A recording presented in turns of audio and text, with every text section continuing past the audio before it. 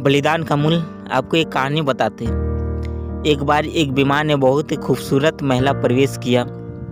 विमान में चढ़कर महिला जब अपनी सीट के पास गई तो अपने बाजू वाली सीट पर एक दिव्यांग व्यक्ति नजर आया जिसके दोनों हाथ कटे हुए थे। महिला उस दिव्यांग व्यक्ति को देखकर काफ़ी घिन हुई। उसने आवाज़ देकर एयर होस्टेस को बुलाया और अपनी सीट बदलने के लिए आग्रह करने लगी। एयर होस्टेस ने महिला से सीट बदलने के कारण पूछा तो महिला बोली, मैं ऐसे व्यक्ति के पास बैठकर सफ़र नहीं कर सकती जिसके दोनों हाथ नहीं हैं। मैं इस व्यक्ति के प्रति सहज नहीं हूँ।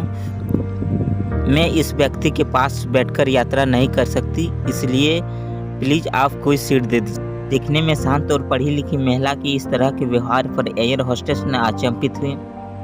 एयर होस्टेस ने चारों तरफ देखा लेकिन कोई भी सीट खाली नहीं था। एयर होस्टेस ने महिला को कोई भी सीट खाली नहीं होने कहा और साथ में यह भी आश्रय दिया कि यात्रियों की सुविधा उनका पहला कार्य है, इसलिए वह कैप्टन से बात करके कुछ न कुछ हल जरूर निकालेगी।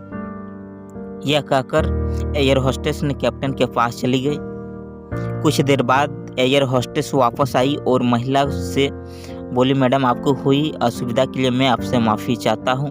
फिलहाल इस पूरे विमान में एक ही सीट खाली है जो कि बिजनेस क्लास का है। जैसा कि मैंने आपको बताया था कि हमारा कंपनी का प्रथम उद्देश्य यात्रियों की सुविधा का ख्याल रखना है, इसलिए हम हमारी कंपनी के इतिहास में पहली बार किसी इकोनॉमी क्लास के यात्रियों को बिजनेस क्लास में बैठाने जा रहे हैं। एयर होस्टेस की बात सुनकर महिला बहुत ही खुश हुई और धन्यवाद कहते हुए अपनी सीट से उठने लगी।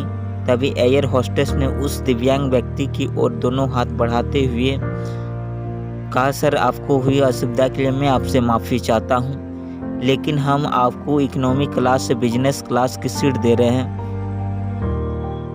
क्योंकि हम नहीं चाहते आप किसी अशिष्ट व्यक्ति के साथ यात्रा करें। एयर होस्टेस की यह बात सुनकर सभी यात्री एयर होस्टेस की इस निर्णय के लिए तालियां बजाने लगे और वह सुंदर महिला अपनी इस तरह के बर्ताव पर अपनी नज़रें नहीं उठा पा रही थी।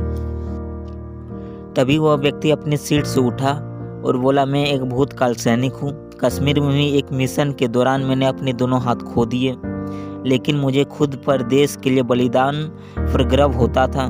जब आज महिला की यात्री की यह बात मैंने सुनी तो किन लोगों के लिए अपनी जान को जोखिम में डाला और अपने दोनों हाथ खो दिए।